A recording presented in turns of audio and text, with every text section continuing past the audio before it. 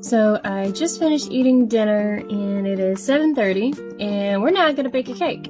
We are gonna make a red velvet Oreo cake. And this is for somebody's birthday tomorrow, so let's go.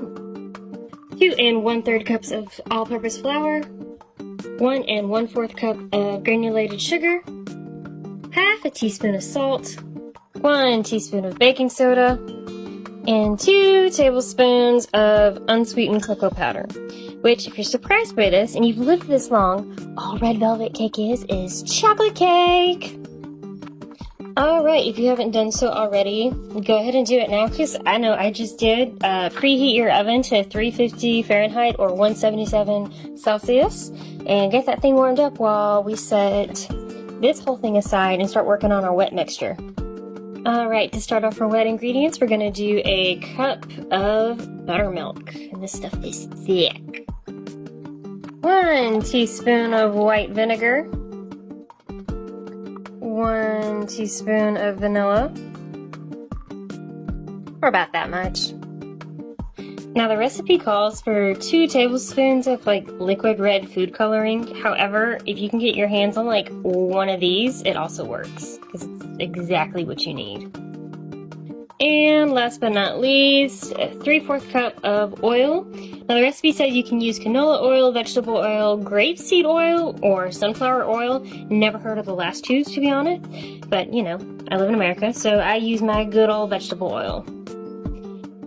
And I almost forgot we need to add 2 eggs.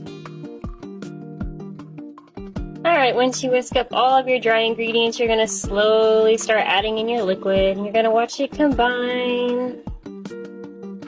Okay, so you know how I said that red food coloring gel, writing gel, whatever it is that I have was going to work? Yeah, well, you would have had to have actually mixed up your liquids for that to work, and since I didn't do that, it's just a chocolate cake, so I've got to go out and go get proper red food coloring, or start this from scratch, so we'll see.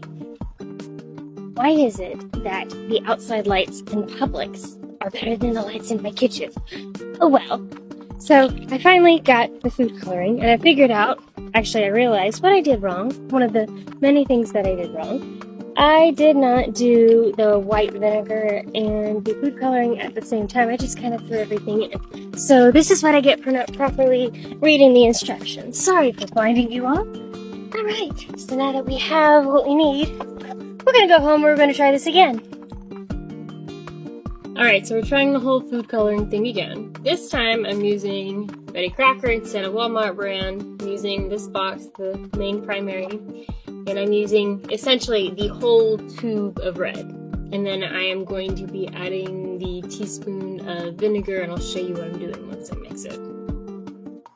Alright, so I've added the vinegar and the red food coloring, and as you can see, it's like this really nice red here on the sides of the glass and stuff. So we're going to try adding this to our mixture again and see what it does. Okay, huzzah! It came out this shade of red that I wanted. So now I get to decorate pans and put this in there. We can bake it! Alright, so now what we're going to do is we're going to take parchment paper, we're going to line it in all 3 of these pans, then we're going to layer the bottom layer with Oreos. Alright, since I got the Walmart small pack thing of Oreos and I did not actually read, this is what I get for not following instructions. This is why you read instructions before you do stuff, before you just jump in.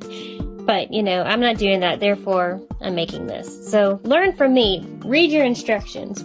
Get the family-sized Oreo pack thing, especially if you are going to do 3 pans like I'm doing. So what I did was I took each Oreo and then just opened it so the icing is exposed, so there'll be certain sweet spots and more bitter spots. This will, you know, help balance it out, and since I'm layering it 3 so it's not so wide, I'm also using the Oreos I have left over to help make the Oreo frosting at the end of this. So now I'm going to divide the batter and fill the 3 pans up, and I'll show you all popping them in the oven. Alright, there's the 3rd one. So now we are going to pop these in here for, the recipe says 22 to 32 minutes, but because I have a fun little wonky oven, I'm only going to put it in there for about 20, and then I'll come back. So in the meantime, I will be a good wife to my husband, who not only cooked dinner to me, but he always does dishes. And especially since I'm going to have to reuse the KitchenAid stand bowl mixer bowl that I have, I'll be nice and I'll do dishes. Alright, so I've pulled the cakes out of the oven. They have officially cooled and I lost track of time and forgot to record, but I made the Oreo buttercream icing, and I'm pretty much gonna ice and layer, and then I have some extra cookie crumbs that I'm gonna do on the top that I'll show you guys here in a minute. Layer 1. As you can see, that is layer 2, and here is layer 3, and I'm about to throw icing on this and then all the way around. And this is my red velvet Oreo cake. Can't say it's my prettiest, can't say it's my ugliest, but from the few little taste testings that I was able to take, it's pretty good.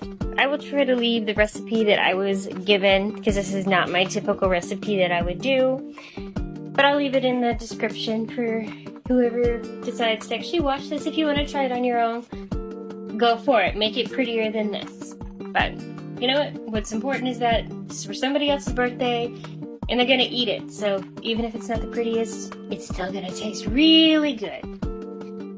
Alright, leave a like, leave a comment. If you want, subscribe. If not, that's okay. This isn't a perfect video, but it's okay. Hope you guys have fun.